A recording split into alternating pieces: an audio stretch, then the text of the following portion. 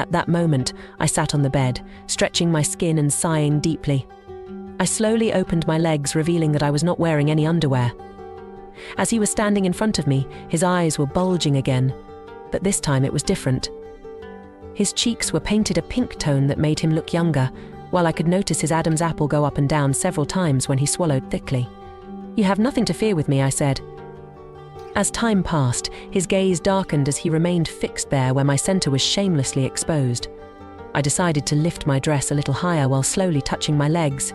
He licked his lips, still without moving from the spot. "Are you sure completely?" I said without saying a word. Believing I had successfully captivated my son-in-law, I soon found reality to be quite different. Let me share my story. I'm Emily, a committed homemaker. Despite being 58 years old, my routine has scarcely changed since I married Benjamin at 20. Days are spent at home, tending to chores and cooking, while Benjamin toils away at work or revels with his friends. Our 3 adult children no longer reside with us, leaving weekends feeling desolately quiet. Loneliness crept in, disrupting my once robust health with frequent bouts of sickness. Then came a turning point when my eldest daughter, Sophie, and her boyfriend, Oliver, moved closer. A youthful energy permeated their presence, infusing my days with unexpected joy. They visited often, brightening weekends and occasionally dropping by for weekday lunches. However, as time passed, an unforeseen dilemma arose. Somewhere amidst our interactions, I found myself drawn to Oliver. His charm, athleticism, and genteel mannerisms captivated me. "I enjoy our conversations," Emily, he once remarked during a lunch shared alone. "And I enjoy serving you," I replied with a smile as I served his plate. "You and Sophie are so alike. Or should I say, she takes after you," he quipped, causing me to blush. "You flatter us, Oliver." "But it's true," he continued earnestly. "Both of you are dedicated, loving, helpful, and cook deliciously." As I reached to hand him his plate, his hand intercepted mine. A simple touch, yet my heart raced at the contact. Tears welled up as I watched him depart with Sophie, leaving me alone once more in my empty home. I knew that my daughter was in love with Oliver because, as her mother, I knew her like the back of my hand. But the more I thought about it, the more jealous I became that she could get the attention I wanted from him. It even bothered me to sleep with my husband Benjamin, with whom I had not been intimate for several years. In any case, Benjamin did not seem to want to be intimate with me, so in my nights of desire, which had returned after sharing with Oliver often, I had to solve it alone. I had so much desire that I didn't mind doing it with my husband, falling from the ground, even though my mind kept thinking about the young man who had conquered my daughter's heart.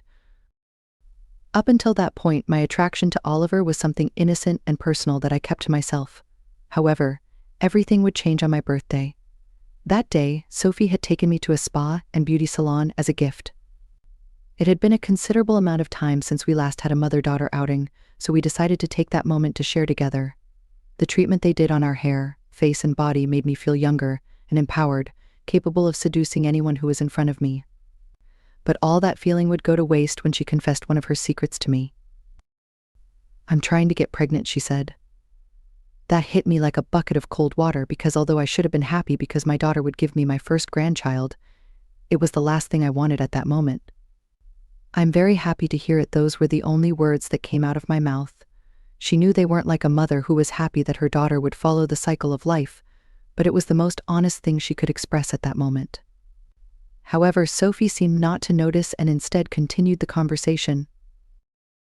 "But I have a problem." My daughter's remorseful face made me suspect that not everything was rosy with the news she told me.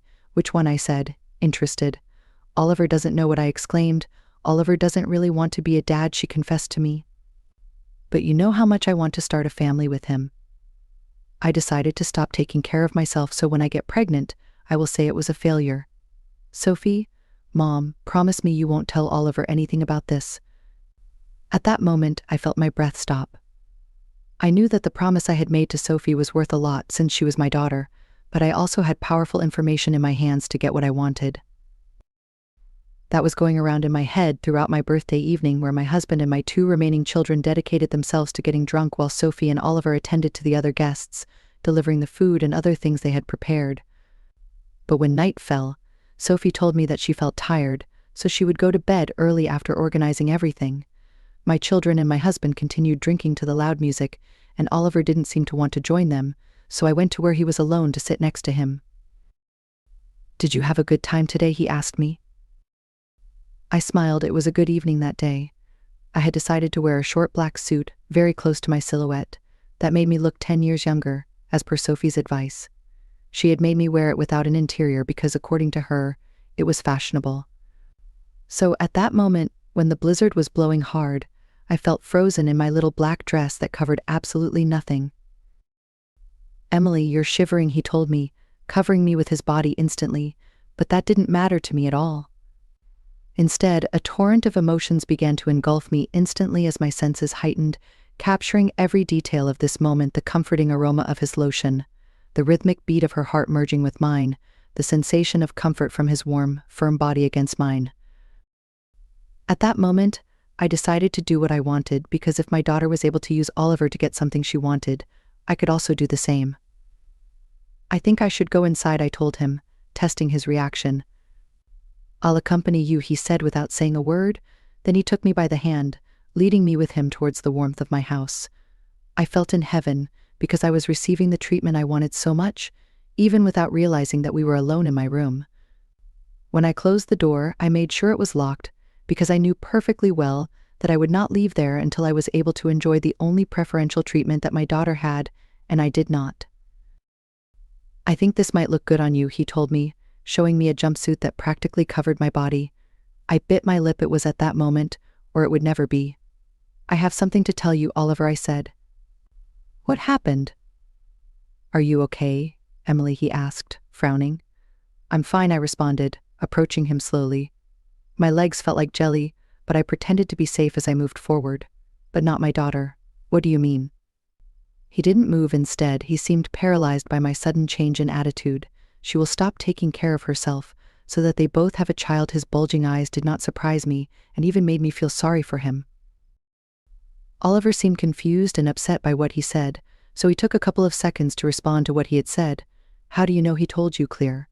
"I'm his mother, after all," I said with a shrug. "He also told me that you don't want to be a dad for nothing in the world," he said, shaking his head. "Why would Sophie do something like that to me?" "Sometimes women must look for desperate measures to get what we want," I said, almost as if the voice of experience was speaking, even though it was my first time breaking out of the mold of the perfect woman and housewife. At that moment, I sat on the bed, stretching my skin and sighing deeply. I slowly opened my legs, revealing that I was not wearing any underwear. As he was standing in front of me, his eyes were bulging again, but this time it was different. His cheeks were painted a pink tone that made him look younger, while I could notice his Adam's apple go up and down several times when he swallowed thickly. "You have nothing to fear with me," I said. As time passed, his gaze darkened as he remained fixed there where my center was shamelessly exposed. I decided to lift my dress a little higher while slowly touching my legs. He licked his lips, still without moving from the spot. "Are you sure completely?" I said without saying a word. With each passing second, I felt my center contract, becoming wet and ready to be used by Oliver. Suddenly, he knelt in front of me, and taking one of my legs, he raised it to his shoulder. Then I felt his hot mouth on my leg, going up with butterfly kisses over every inch of my skin. My mind was spinning as I felt the moisture growing in my crotch, at the same time as my upright chest begged to be touched. But my mind exploded when his tongue first explored my opening. It was so soft but cold that it was impossible for me to stifle the sobs that came out of my mouth, much less when both hands grabbed my hips and pressed me to their face, while following a pattern that was leading me to ecstasy. It wasn't long before I finally exploded, filling his face with my juices. Contrary to what I thought, he decided to clean his mouth with his tongue, tasting my fluids without any shame. But that was far from over, because my dress flew over my body at the same time that my 4 limbs landed on the softness of the mattress. Furthermore, Oliver put pressure on my back, causing my chest to also touch him, so the only thing that was in the air was my butt. He did not hesitate to enter quickly, because he already knew she was ready. One of his legs was on the bed, which made me feel it deeper and deeper, while the sheet helped me camouflage the screams of pleasure that came out of my mouth. But that didn't last for long, because Oliver grabbed my hair tightly and lifted my face, leaving it in the air. "Let them hear you," he said between his own moans. "Let them know that I'm making you mine," and I obeyed. When we had finished the 4th round, Oliver leaned me on his chest and drew on my back. I felt happy and satisfied because I had what I had wanted so much for several months, and the experience had surpassed any imagination. I had had it in the past. I had done it. I told myself, congratulating myself for bringing into bed a younger boy who had taught me what it meant to enjoy intimacy. However, when we were changing, Oliver said something that made me realize that my plan wasn't really my own. "I already knew it," he said. "What are you saying?" I already knew Sophie had done that. I stopped my hand, who was adjusting my dress. "Why didn't you tell me anything?" I asked. "You offered yourself to me on a silver platter, and I wasn't going to waste the opportunity." Oliver's comment would have seemed shameless to me if it were anyone else, but coming from him, it seemed like having an accomplice in a forbidden adventure. I laughed softly, almost as if I were a little girl who had committed a prank, as I took off my clothes in front of him again and let him do whatever he wanted with my body all night.